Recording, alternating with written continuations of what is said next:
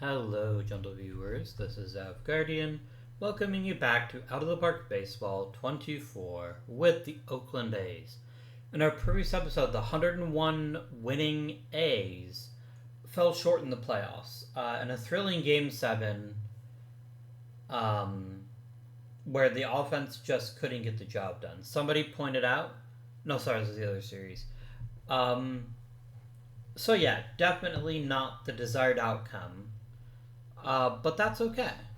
We're going to keep at it, and we're going to build back bigger and better than ever.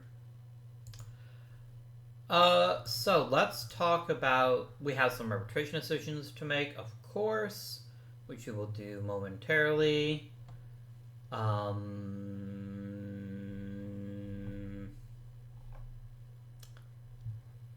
Jerry Jackson, I will offer you a minor league deal if you want one. The rest of you guys can find a new team. Tim Ellis is a bit of a disappointment. I had a lot invested in bringing him in when we did. However, it just didn't pan out.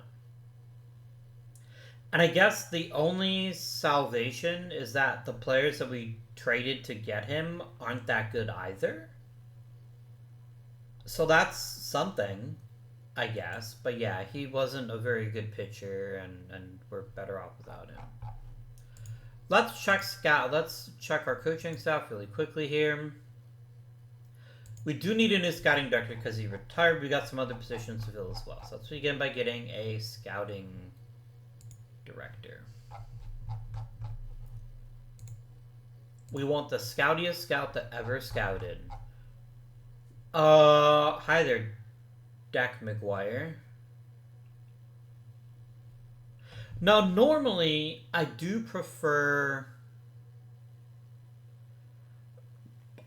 scouts that favor tools, especially for a team because as successful as ours, because we're not going to get the high draft picks. But, like, he is an amazing scouting director. He's also 50, which means we'll probably get him for quite a while. We're doing it. We could also get Denver Chavez, couldn't we? Who's even younger and does favor tools.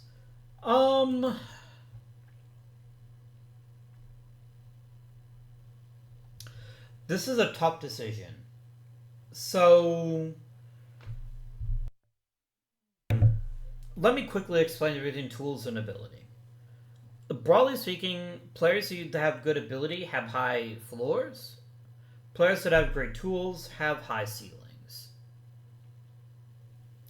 The problem is our current draft approach hasn't been working.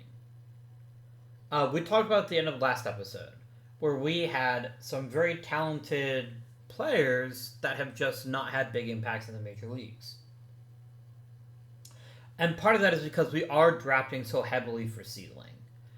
The problem with the high ceiling is that you won't always get players that are going to have a successful major league career.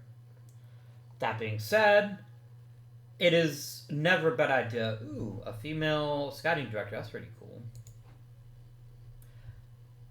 Or I thought they were female until that's very clearly not a female's picture anyway. A woman's picture. But, yeah. Every prospect in Major League Baseball in the history of the game has always come in with a significant amount of risk. They all do. Pitchers are, by nature, more risky than hitters. But even then, there's a high probability that any given prospect will flame out. When you get an NFL player like a Ryan Leaf or a Jamarcus Russell, they're cautionary tales for decades to come. But number one overall draft picks fail in baseball at a much higher rate, and so it eventually stops being news. Like, I remember very clearly in my head My dad going on and on about how the Rangers mistreated David Clyde when he was drafted first overall. I think he was drafted first overall. In any case, he was drafted in the first round, and he flamed out. And my dad would always compare it to Jarrett Wright, who's playing for the Indians when I was a kid. Not a kid, I was a teenager when he was playing for Cleveland, but the story still stands. For whatever reason, my dad had issues with lots of things. He kept calling him Clyde Wright instead of David Clyde. But as far as I know, Clyde Wright was, I guess he did play in baseball. Maybe he also had a similar situation here. No, he actually had a relatively okay career, according to... but that is Jared Wright's father is Clyde Wright. But I meant, my dad meant David Clyde being the one that was infamously had his career wasted because of arm injuries and things of that nature. So, the question is, do we keep going for these really high ceiling players and hope we're able to develop them? Or do we maybe start looking a bit more at floor? And that's a very good question. Denver Chavez is a year younger. I wish I knew their personalities. I think that would make a big difference to me.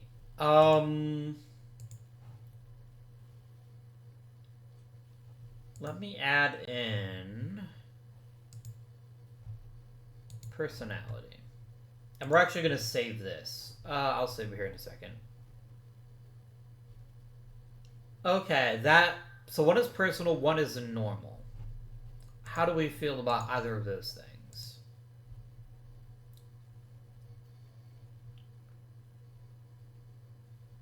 We don't like... it's about 50-50 between personable and...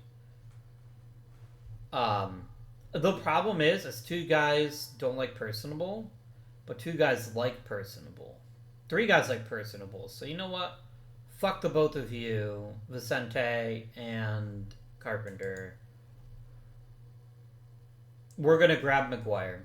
And we're going to see what he can manage. Oh, I got to turn Commissioner Mode off. That's right. There you go. So, Dak, come on down to the Oakland A's.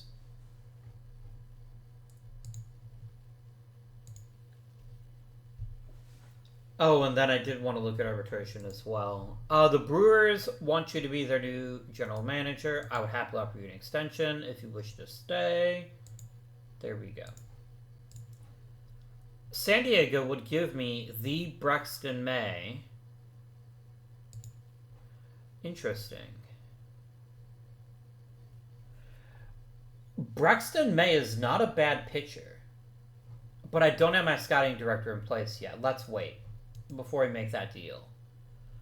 Ochoa is nothing special. Trevino is also nothing special. You know, we're just going to make this trade right now. Done.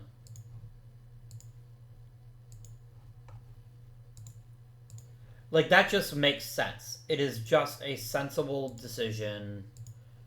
Even if the kid doesn't work out to a huge degree, I still think we're better off having him than not having him. And we gave up 2 non-prospects for it. So kind of a no-brainer. Okay. Can I save this? No, I cannot. Alas. Alack. Let us quickly... Yeah, I like Braxton May. I think he's got a good bit of talent here, and I'm willing to let him have a chance. Mr. May, I'm going to promote you to the big leagues. And the next thing that we're going to do, the next little bitty thing we're going to do, is we're going to fix the other coaching situation, which is the fact that we do not have a high A pitching coach. So Montaigne will not take the deal. We know that by now. Amancio is pretty solid, but Friendling is better. I think we promote Friendling, and we're going to get ourselves a new rookie league pitching coach. I want a pitching coach that is the pitchingest pitching coach that ever pitching coached.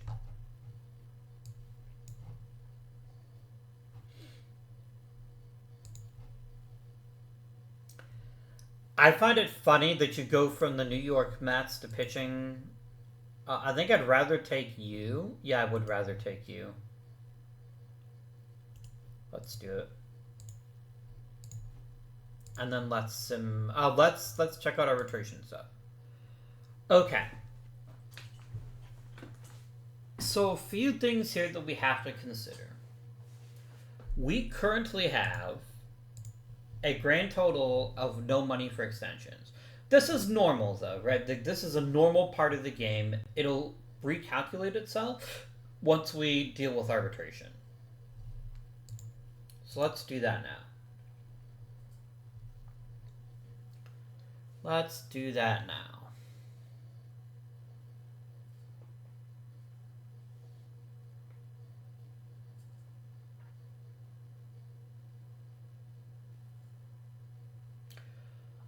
All right. Okay, let's start at the top. Danny Gross.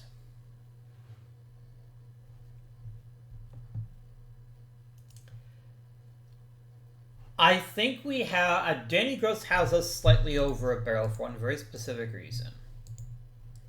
Mr. Gross is a team captain. It doesn't hurt at all that he's also been a fairly good pitcher the last 2 years. And he's taken the transition of starting rotation very effectively. He does want a fairly large raise, but I don't see how we can not do that. So I think we're going to go ahead and offer him an extension.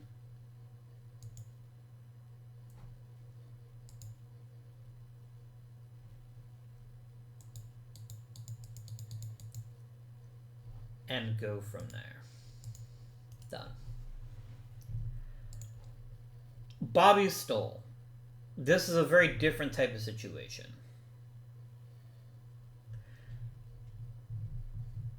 Bobby Stoll had a pretty good year last year, but he hasn't actually been that great a starter. I might come back to him once we settle some of these other issues here. Ben Bilbrey wants a giant raise when he didn't have a great season. It's not that giant.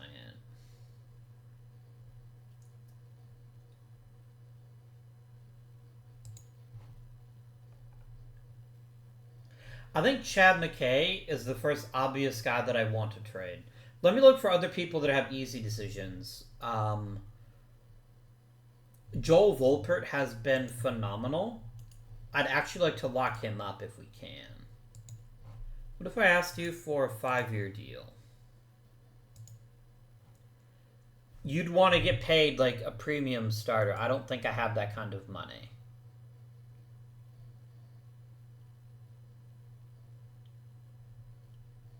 I definitely don't have that kind of money. Let's do one more year. Let's do one more year of play with him and then see where that gets us. So Volpert and Gross both get re-signed. I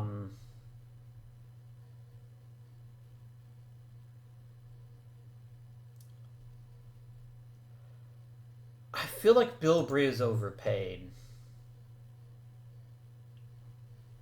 Like, it's not that he doesn't deserve it. He's had some phenomenal seasons for us, and he's been a really solid relief pitcher. But he's asking for, like, second division closer money, and he's not that good. He's basically hoping that we'll pay extra for his fairly high potential. Let's go ahead and re-sign Pinto. I know Pinto didn't have an amazing season last year, but his purples actually look really good. I think he just maybe got a little bit unlucky, so we're going to keep Pinto for sure. That's a no-brainer. McKay, I think we can get something if we trade him, so I'm definitely going to do that. Luoma also wants a giant raise. So, okay. What about Tony Mello?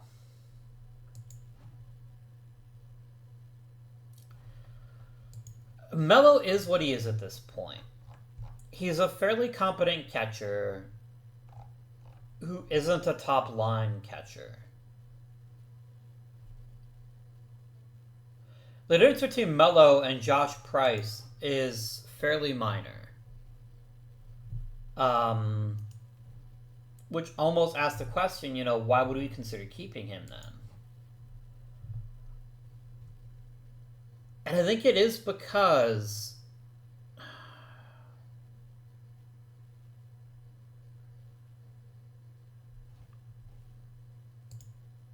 that is a good question. Why would we keep Mello over Josh Price?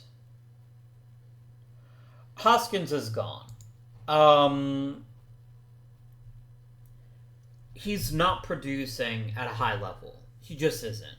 He's producing at a fine level. If his salary demands were in line with his actual 10 level, I would keep him. I'd be happy to do it. But that's the problem, is that he doesn't produce at that high level. And he does have financial ambitions that far outstrip his actual talent level. $5 million isn't a huge amount of money for most Major League Baseball teams. That's not true for the Oakland A's. If I'm paying somebody $5 million, they have to be somebody who can contribute consistently at a high level. Purely to the financial efficiency, $5 million is maybe a reasonable price for him. But consider that our entire payroll is $164 million. That's a lot of money. It's a lot of money. And right now, 3 of those players are accounting for not quite half of that. 30, 30, and 30 is 90 million. No, a little bit more than half. In McDevitt, DeWitt, and Luna, all of whom have actually proven to be really great players that are essential to the team. I gotta find savings somewhere. And Deviney was a huge deal, massive deal. That doesn't mean that we can afford to be foolish with our money. So Hoskins is going to go.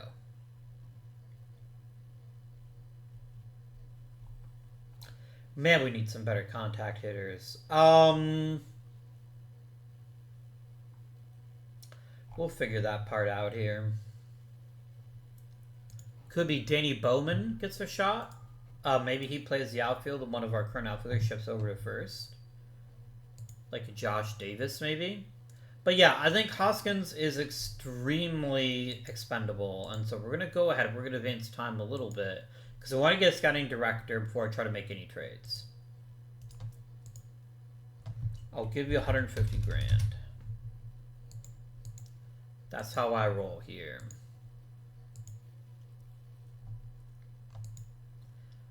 Really?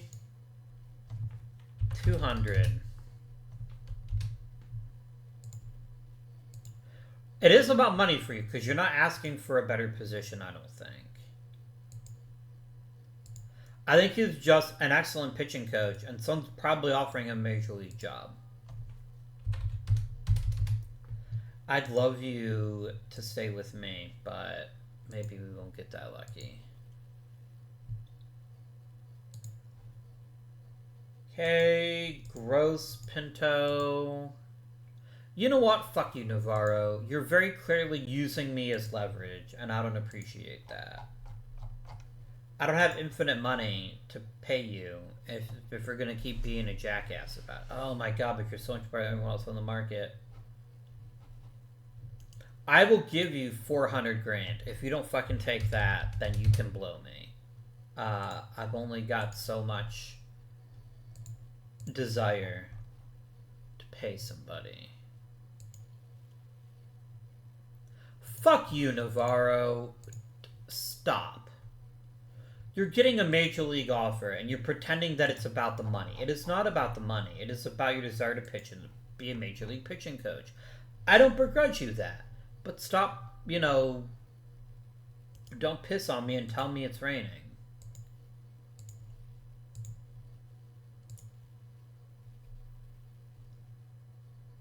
Alright, so we did get good old Dak. The A's are off. Blah. That is just a bad offer. Gold Glove for Sean DeWitt. Very nice. Very good.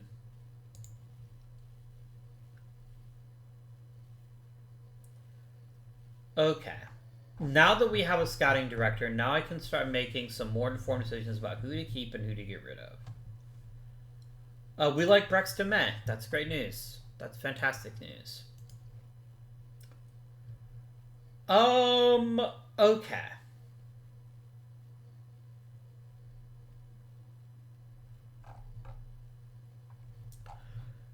So a couple things immediately come to mind. Oh, Robbie Herbertson could also get a chance to play first base.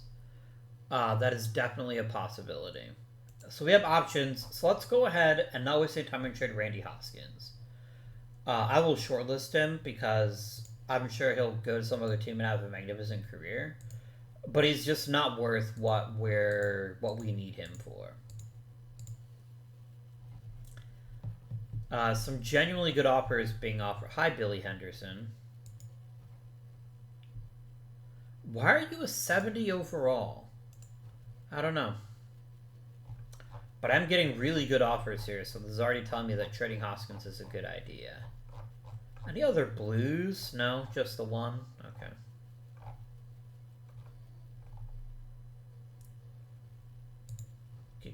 Good old Brad Martin.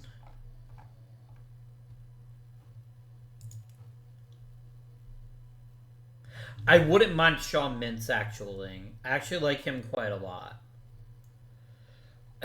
He's got enough offensive upside and a good enough glove that I find it hard to believe that there's going to be any... No, we're going to take Mintz. It's an easy choice. It saves us money, and it gets us a good quality player. That was an easy choice. Next up. Who else gets a new contract? I think Bobby Stoll does deserve a new contract. He's still got loads of upside, and his salary demand isn't that unreasonable, that I think a one-year deal for him is more than worthwhile. It's a fine use of our resources. So done. Welcome to staying with us. Chad McKay. Surely somebody is going to want to take a flyer on him as a starting pitcher. And I should be able to get a deal for him. I can get one player. I guess we just non-tender.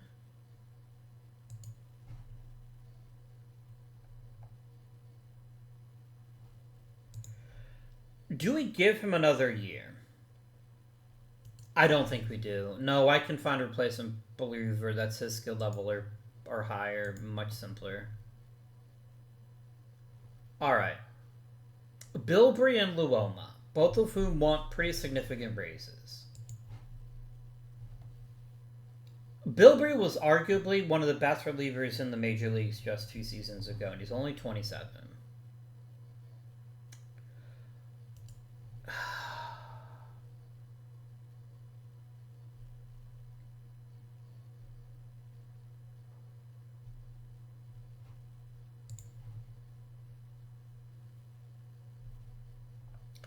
Luoma has been really consistent.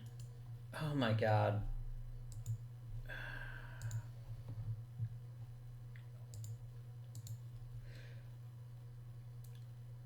I guess I'm going to come down on the fact that I want to keep this bullpen together because it's been so good.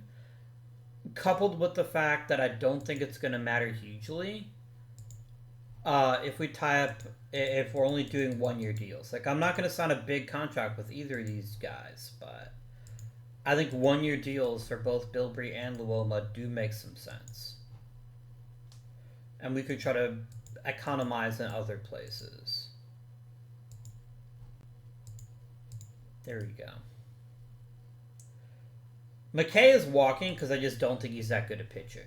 He's had one really good season out of the past 3. I don't know he hasn't pitched a lot, but his walk rate is just way too high. It's way too high. So it doesn't strike people out in huge numbers.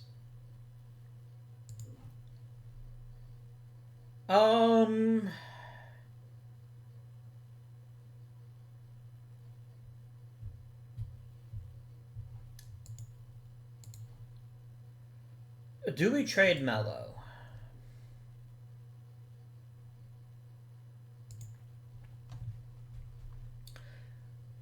The thing is, I know his catcher defense is rated very highly.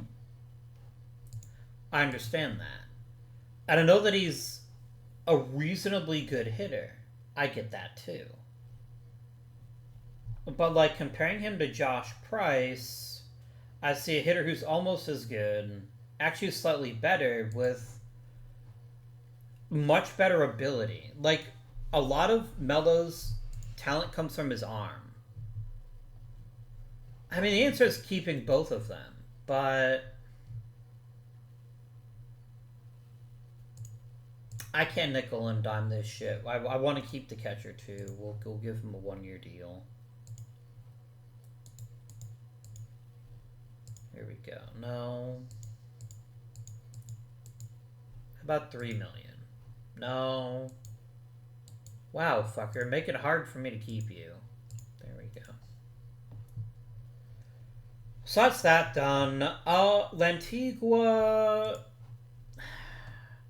He's a defense-only utility infielder who has injury histories and a complete inability to hit.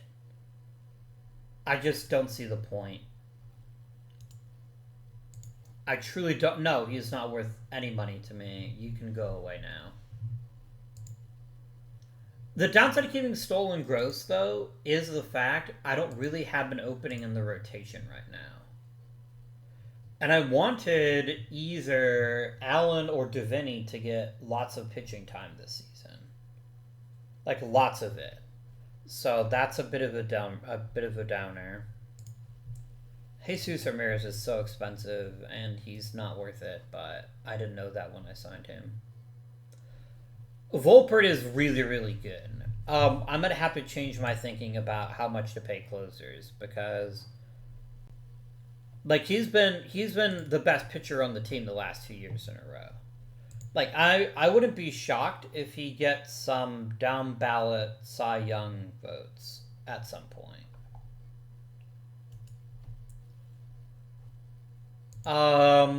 Let's advance time. And then we'll think about who we want to keep and what we want to do with them. There we go. Silver Slugger. Not for DeWitt, sadly, but one for Luna. Very, very, very reasonable. I'm okay with that. I wonder who our first Hall of Famer is going to be. It might end up being...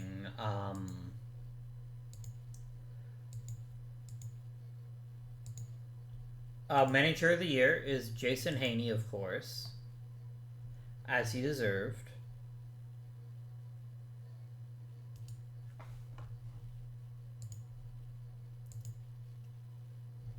What is any chance for MVP again? I don't think there will be. No, it's Luna again. Oh, look how close that was, though. Really? Okay, there's Sean DeWitt. I had a heart attack. I was about to say. How good was Venza? Venza was really good last year. Like, fantastically good. I think what gave Luna the edge is the fact he plays a harder position. He plays shortstop. Because the numbers aren't that far off. Like, it's a rounding error, basically, in terms of WAR. The big difference is that Luna's a shortstop and this guy's a left fielder. That's back-to-back MVPs for Santiago Luna. Maybe he's going to be our Hall of Famer. Who knows? Who knows? Hall of Fame voting time. Jorge Ramirez is bad. That's the word we were looking for. It's bad. Reject trade.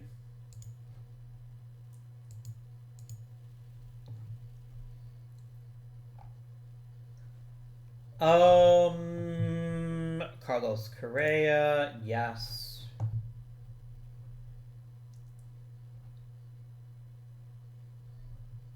Vlad Jr., yes. Vaughn Grissom, not so much.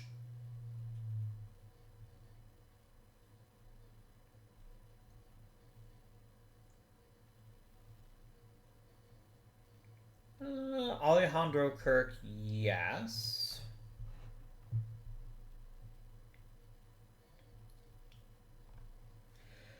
There's a lot of players who made this list that aren't that fantastic. I mean, at least Ezekiel Tovar is decent.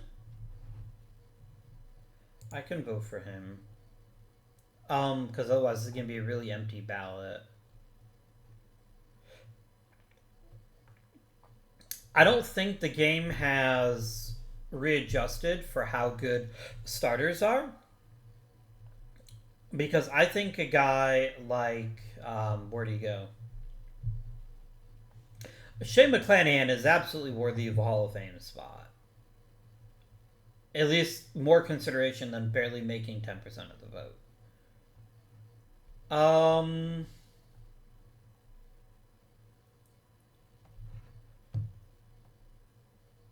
Ellie De La Cruz is also Hall worthy in my estimation. I'm going to go for Bogaerts. I'll toss a vote to Francisco Alvarez. Maybe Pete Alonso. Maybe Jordan Alvarez. But yeah, notice how no pitcher is consistently getting even like 20% of the vote. And that's a very clear indication that the game hasn't adjusted in its voting patterns for how critical a good starter is.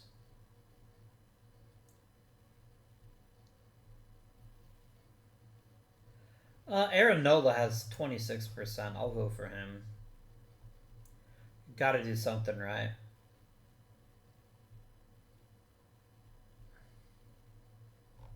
What I find frustrating is looking at all these Hall of Fame records or all these guys that have like lots of homers. Like, why can't I have players like that? Truly unusual. Submit the ballot, please. Submit that beautiful bean ballot.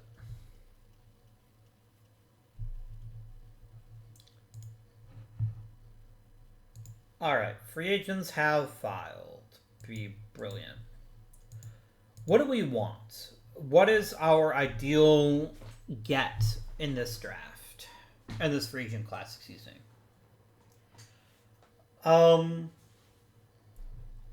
I would like a lot of things.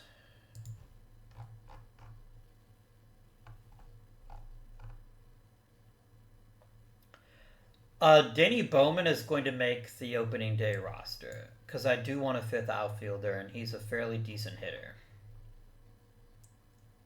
That's start number one. If there is a mid to top tier... Oh, also, where's Josh Price? Okay, he'll get added for spring training. That's fine. I do want...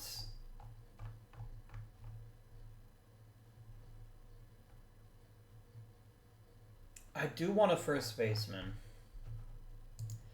If there's one to be had, that won't cost me a lot of money. I do not use a KBO filter anymore, but thank you.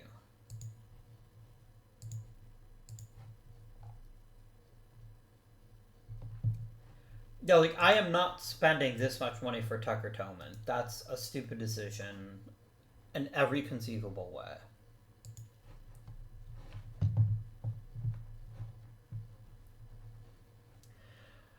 A guy like Alfredo Meza could actually be a really good value.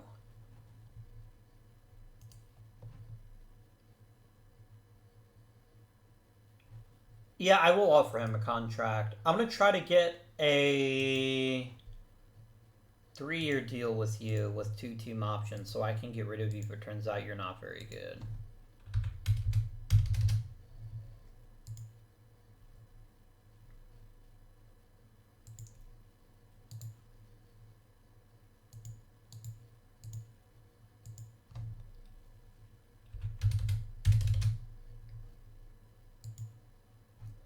Yeah, he didn't like being lowballed, so if he changes his mind, we'll come back and chat with him. Let's look at first baseman. Actually, hell, let's look at all hitters, and we're going to look at contact as our starting point.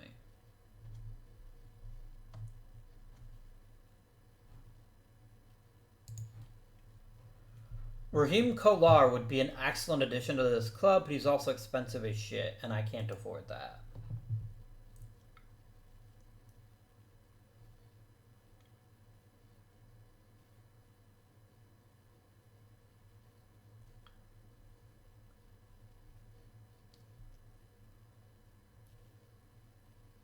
Andy Beckett wouldn't be terrible. We're already starting to get like...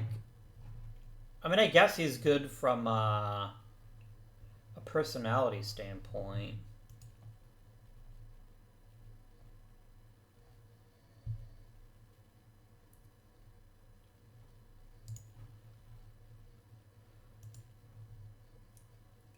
I'm just not feeling it, guys. I am not feeling any of these jerks.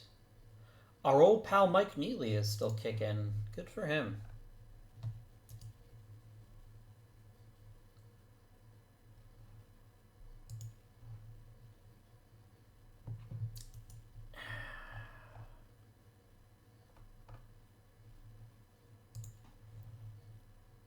I mean, I will offer Jeff Jason a job because he costs me no money. I'll give him a salary if he's promoted. That's fine.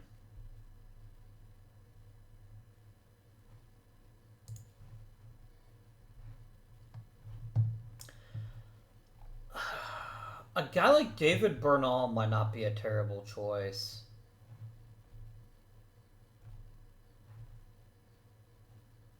Like, his only flaw is he doesn't hit home runs, and he's never gotten a chance in the major leagues.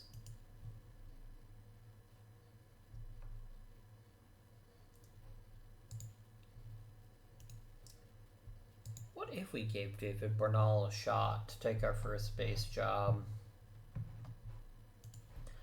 I'm going to offer the deal, and we'll see what happens here. Okay. I don't need pitching, at least not this season. I want to let our pitching grow from within. Sean Mintz is absolutely going to get some spring training time. That's for certain. That is happening. How far is Luis Trujillo from the big leagues? Extremely far away.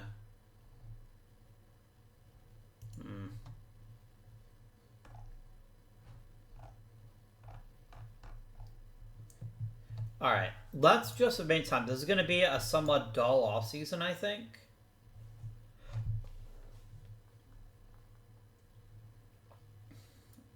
But I don't think that means... I don't think it won't be a good one. I just think we're having to find quality depth.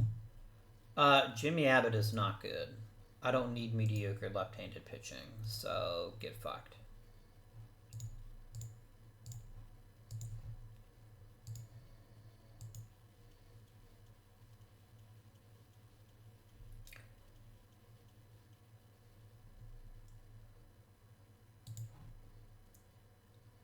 All right. Ishmael Ibarra, who's turned out to have a terrible career. I caught this one, didn't I? Paul Skeens is still in the major leagues. Good for him.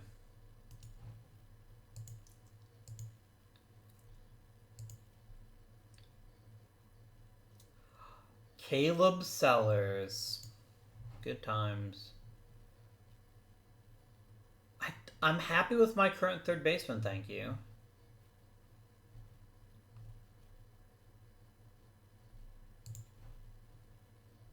Like, I genuinely am happy with my current third baseman. I don't need to get involved.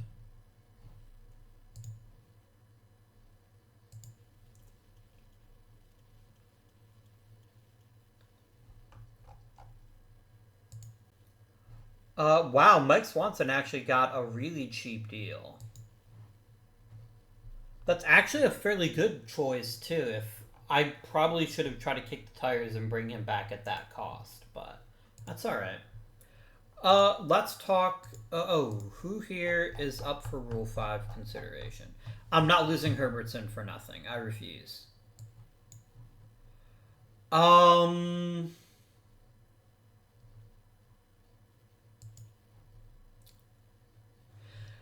Jim Goff has some upside to him, so I don't want to lose him either. Edgar Soto is uninteresting. Jared Jackson is slightly more interesting.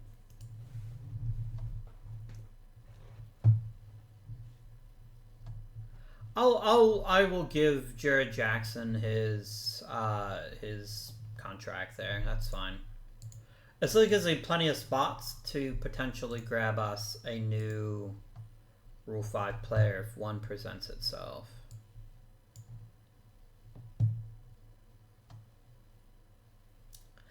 I mean, that's just funny, but no, I am not bailing you out.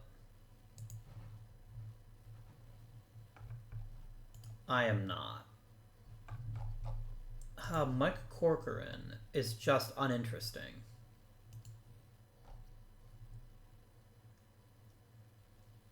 It would be funny as shit to take Gilberto Cabral on a Rule 5 pick, but I don't think so. I don't think he's done enough to show that he deserves it. Yeah, I'm going to go ahead and... I guess I should look at all players. This actually wouldn't be a bad time to try to snag an interesting reliever.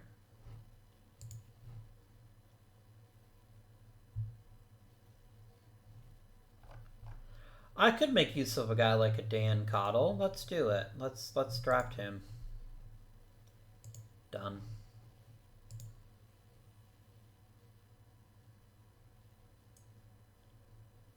I think that works for me. I don't really feel the need to grab anything else. I like how nobody took Cabral. Like, nobody. That's just funny.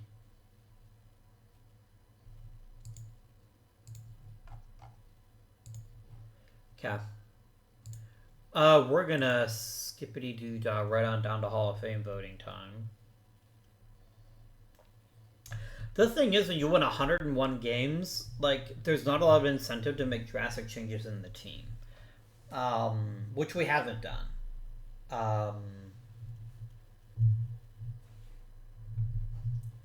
Okay, both Jason and Bernal signed. Thank you both.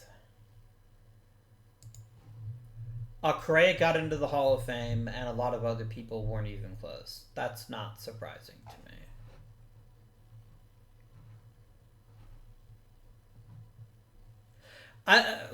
This is silly. I don't know why Vlad Guerrero is waiting another year. Like, he almost made it, which is whatever, man. It's whatever.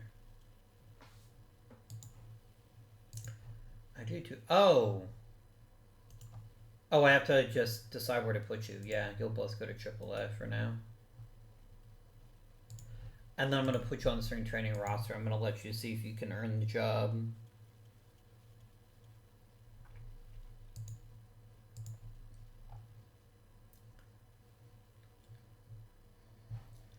Jesus Jacobo. Wow, what a bad deal that turned out to be.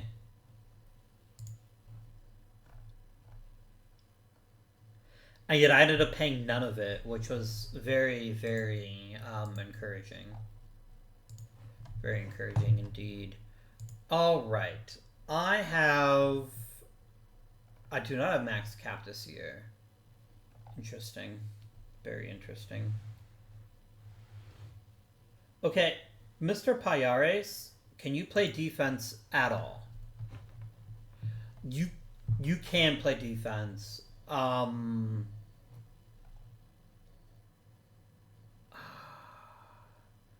But you're so dumb. You're big dumb.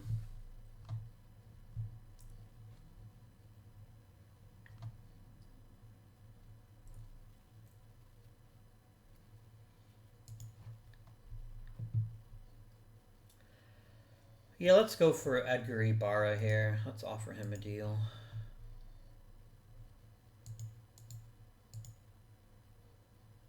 I'm going to try to get sneaky here. Because I want to try to offer one of these pitchers. And I think the guy I most want to offer is Sergio Acevedo.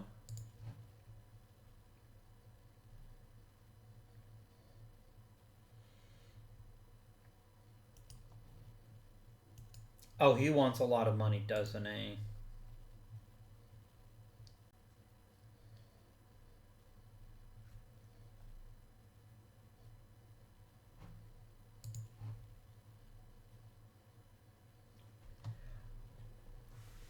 You've got some upside to you, but it's going to be a long time getting there.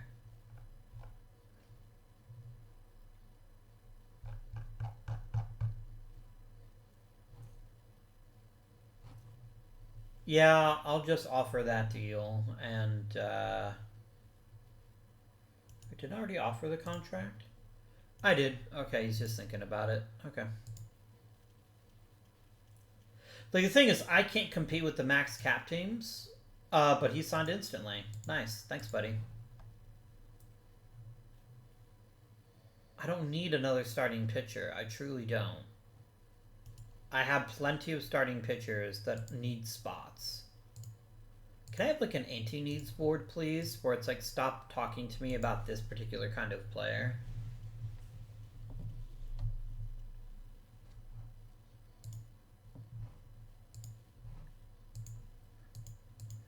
I have $23 million.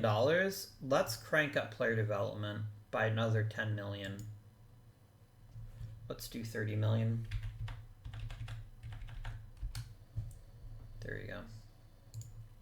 That feels good.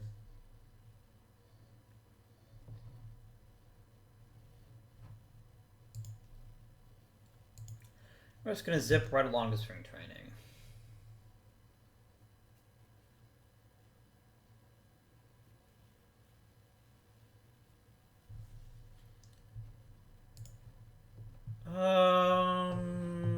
Okay.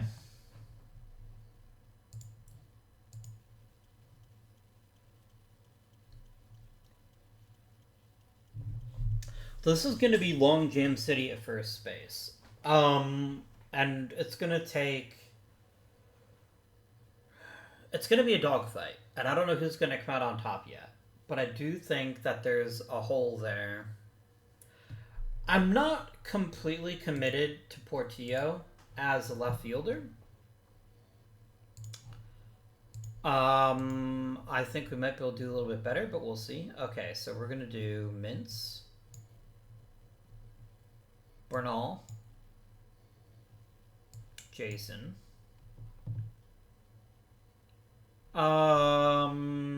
Soto. Can Tobron actually play center? He cannot. So he becomes significantly less interesting to me.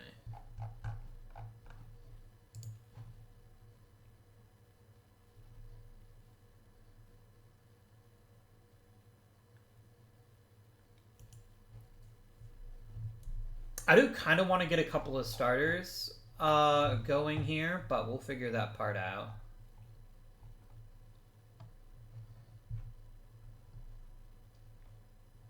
We'll figure it out. We have 4 catchers right now, which seems excessive. I don't know that I need 4 catchers.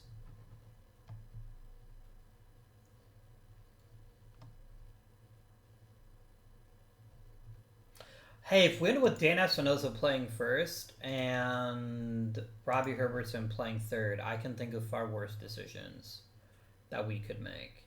A lot's going to depend on how y'all develop, though.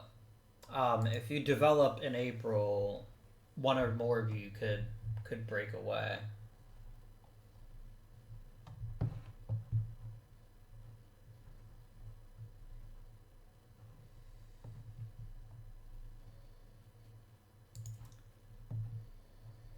Ian Giuliano has a non-zero chance at getting center field playing time.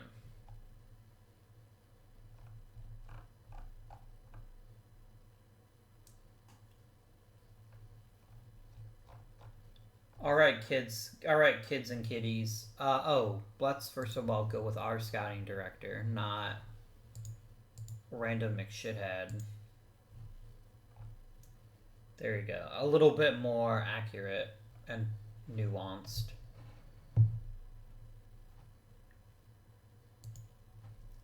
What if I could snag Escobedo for cheap? Am I outthinking myself by considering it, or is there actual value to be had there? I have no money for extensions. Okay, neat. Neat.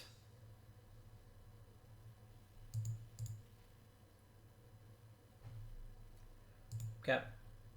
Let's just advance time and let's just get some spring training stuff in.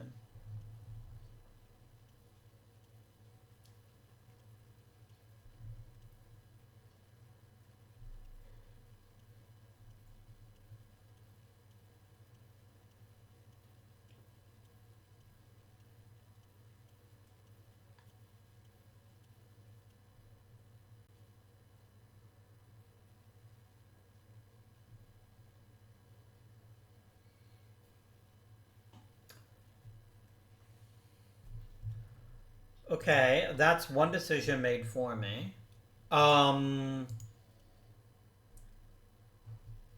Look at player development. Because this is really important. Why do I not get player development here? There it is. I just missed the email. Volpert got better. Stoll got better. McGathy got worse. Davini got better. Small is better. Gallego is better. Jackson is worse. Giuliano is better. DeWitt is slightly better.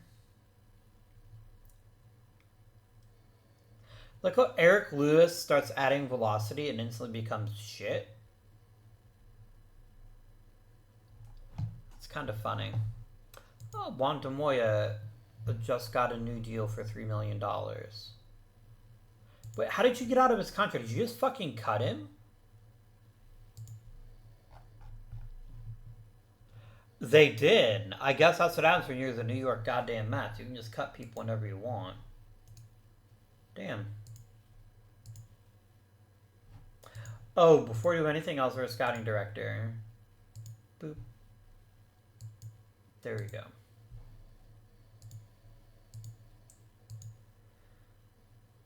Alright, so Robbie Herbertson's gonna miss 6 weeks.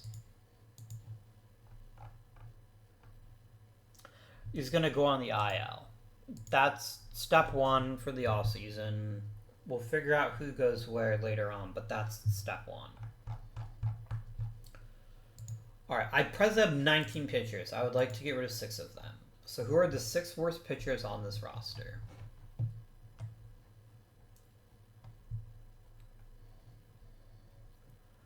McGathy is one of them. And I understand McGathy's value also as being a hitter. I'm not looking past that. But I'm not going to keep him up just for that. Okay. Messieurs Tingle and Zahn are both going to get designated for assignment. If they get picked up, they get picked up.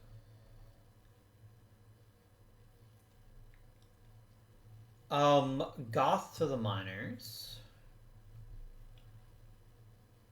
And look, it's a tradition. Gayor Khan every single season is one of the last pitchers sent down to the minors. This season will be no different. One more pitcher has got to go.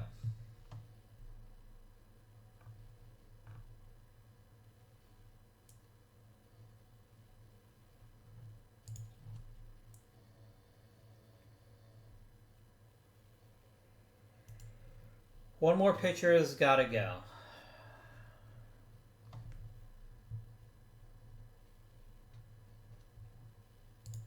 I don't want it to be Davini. I want Davini to get Major League experience this year. And I want him to get a lot of it. So I'm not going to send him to the minors. That's the one thing I'm not going to do.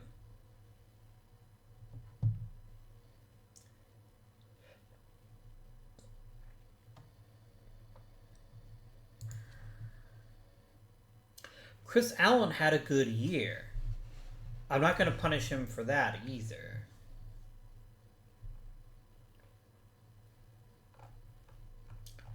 I'm also not carrying 14 pitchers. So I guess the question is, do we want Bloss or do we want Allen? And the thing is, Bloss gave us some really good innings last year. And I don't want to fuck that up. And I want to keep Allen and Davini both on the roster. I think I'm going to talk myself into getting rid of Cottle again. Which is a shame, because I do think he does have some talent. But I want Davini pitching in the bigs. I don't think he's got anything to learn in AAA other than suffering. And he can learn suffering in the major leagues. So we're going to let Cottle go back to his team. Alright, I don't need 4 catchers. I definitely do not need 4 catchers. Sean Mintz is going to go to AAA. I want him to work on his catching. If he does, he'll get a shot at a meaningful role next season. Done.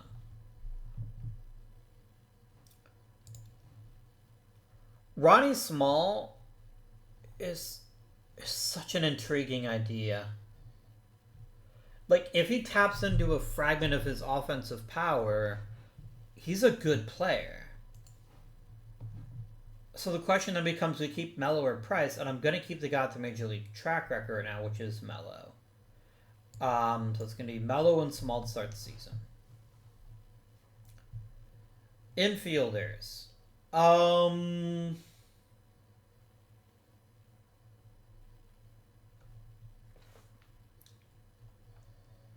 Is there anybody who obviously sucks, who doesn't have much to offer? Soto is one of them. Soto has little to offer.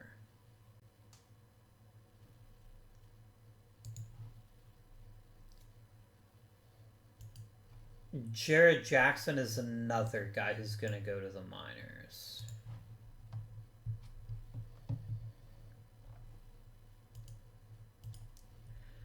I still don't need this many outfielders.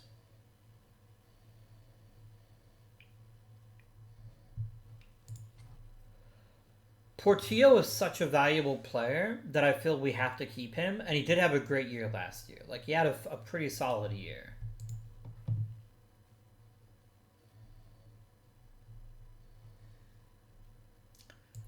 Bernal to the minors. And then let's look at the infielders and see who you might want to dispose of. Ronnie Kelly is thoroughly uninteresting.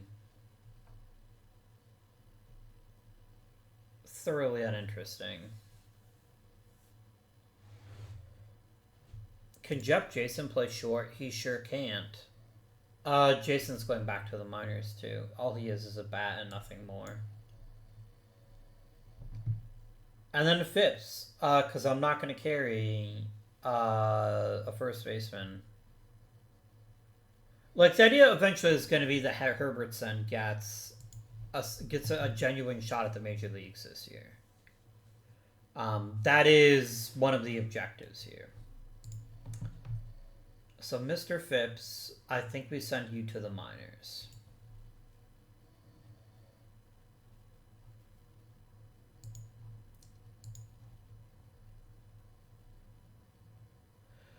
This means Gallegos are starting third baseman, which I have no problem with it. I have no problem with that. Espinosa starts at first. I have more of a problem with that.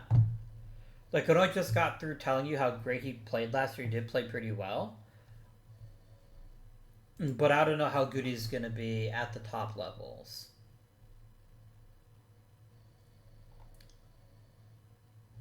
But we'll see what happens here. Opening day.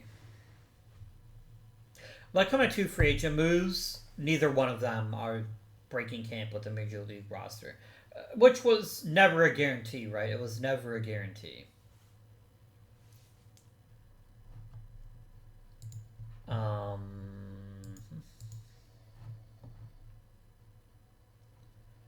Good old Danny Jackson never had a chance with us.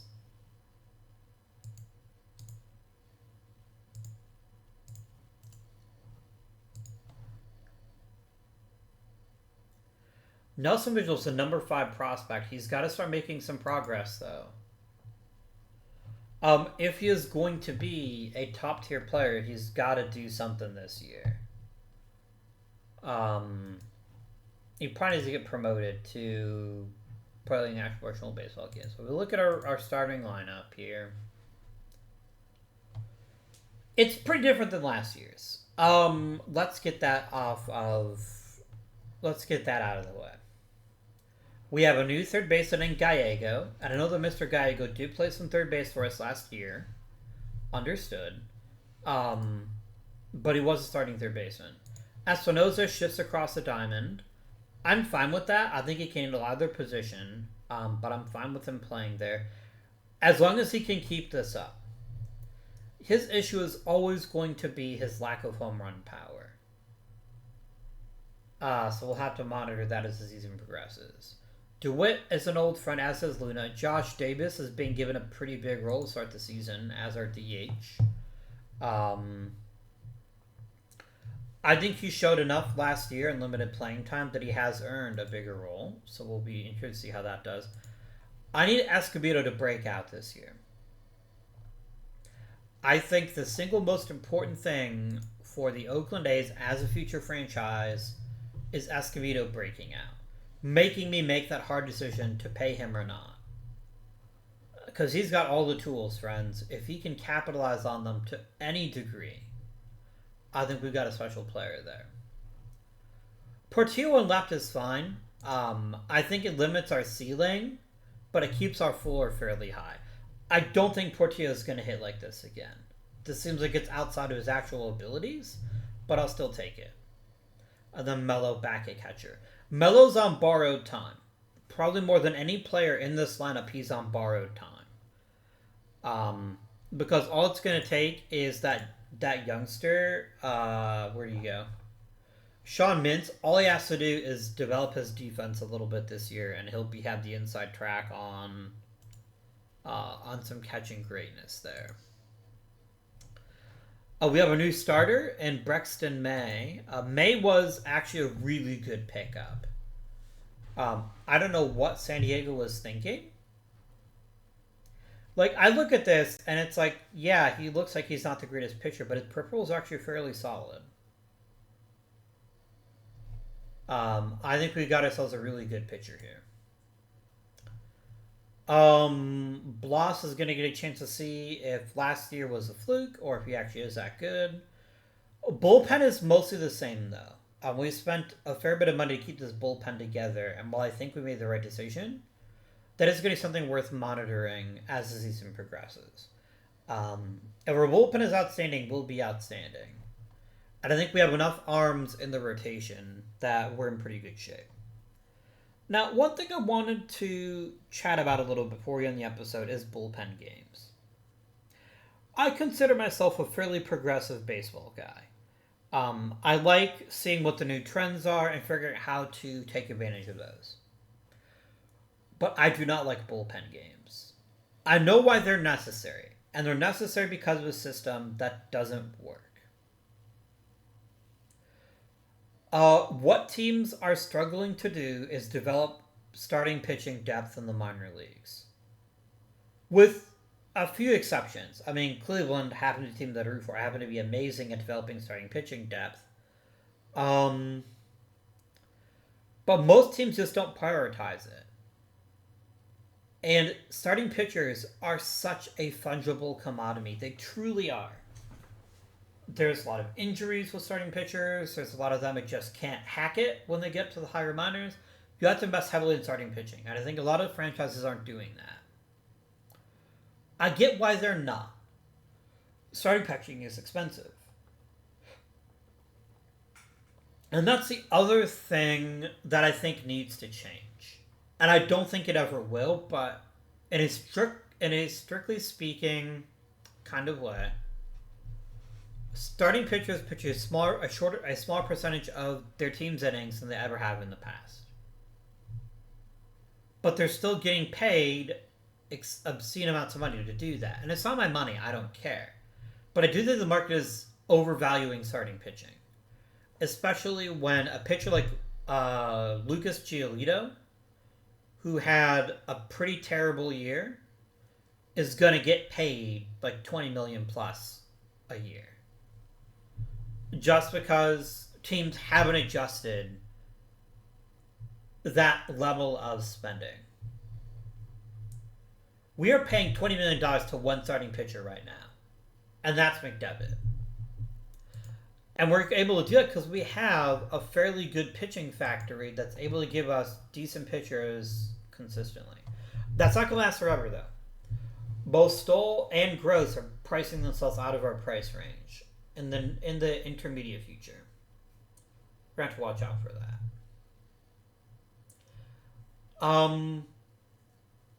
But yeah, I think pitchers as a whole are overpaid in the current microcosm of baseball.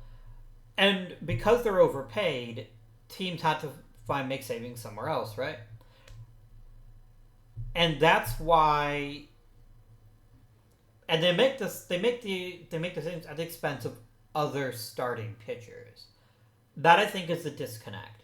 Teams have convinced themselves that it's more valuable to have an elite reliever than a good starter. And while I agree that that's true to a limited extent, like you definitely want at least 1 to 2 good starting or 1 to 2 good relievers, you shouldn't be paying them to get out of paying starters. What I'm saying is, like, the middle relievers get paid too much money, and teams should be reinvesting that in their starting pitching depth. So while I do think the mid-tier starters are also overpaid, I think the real issue is when you're seeing, like, 6th, 7th inning guys making $12 million a year. That's crazy. That's truly crazy. Because it is so easy to find quality relievers at a not premium price.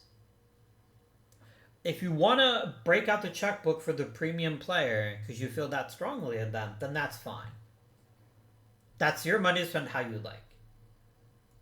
But I think teams are investing heavily in old starting pitchers and in these middle relievers to the level where they're not signing some of the starting pitchers that give them depth so that you don't need bullpen games. Because I fully believe that absent some sort of crazy rash of injuries, bullpen games should not have to be a thing. They should. And the fact we just had one of the World Series, it just feels weird, guys. It just feels weird. So, and the Abbey School of Financial Spending, if I was ever a general manager of a real major league team, I would not be giving $20 million a year to starting pitchers over the age of 30. That's just, it's bad. The number of times that it's worked out for you in Major League history is far smaller than times that it's failed spectacularly. Max Scherzer, Jacob deGrom, Justin Verlander, and Noah Syndergaard. All excellent pitchers in the past. Of those four, arguably, Verlander was the only one that was worth what he made. Arguably. I would give you maybe Scherzer too. Syndergaard is very clearly washed. Very clearly washed. And DeGrom, who knows? But teams had to start stepping on their own dicks like this. They had to stop looking at these 30-plus-year-old pitchers that already have, cough, cough, Jacob deGrom, cough, cough, Max Scherzer, these insane levels of injuries in their past and thinking, but it won't happen to me. The problem is, it's not OOTP. I fully understand that. No one can turn on a switch and say, okay, starting pitchers earn less money. As long as someone's willing to pay it, the prices will stay there. But I think that's why teams are having to do things like bullpen games. Starters are not going to be able to go as long as they did in the past. That isn't the point of my little commentary here. They throw too hard against teams that are too good. I've said this 1,000 times, but it's worth repeating. In most lineups, you've got 8 hitters who can hit double-digit homers. You can't do Chrissy Mathewson shit. You can't even do Tom Seaver shit. Or you can maybe take a little bit off the ball against those weaker hitters so you can ramp it up when you need it. It's too hard to get away with that. And for all the people that are like, oh, starting pitchers are babies, they're soft. They're not fucking soft. They're throwing harder than anyone but Walter Johnson would dream of throwing. They're gonna break down. They're just gonna do it. I'm sorry, but I hate that. I despise that. The idea that players are soft. They're not. It is a different game, and unless something changes in that game, yeah. Anyway, I hope you enjoyed my little bit of rambling at the end there. Friends, I hope you're enjoying the series. If you are, please remember to like and subscribe. Comment down below. Your comments are always very valuable to me. I like hearing what you have to say. Even if I don't always agree with it, but I still enjoy having these chats with you, and I hope you enjoy them as well. If there's something about baseball you'd like me to talk about in a future episode, just give you my take. I'm more than happy to do that too. I don't claim to know all the answers. I don't even know most of the answers, but I have been playing online baseball games a long time. I've followed the game for even longer. So, yeah. Until next time, my friends, I'd like to thank you for watching, as always. But until next time, this has been Up Guardian, and I bid you good day.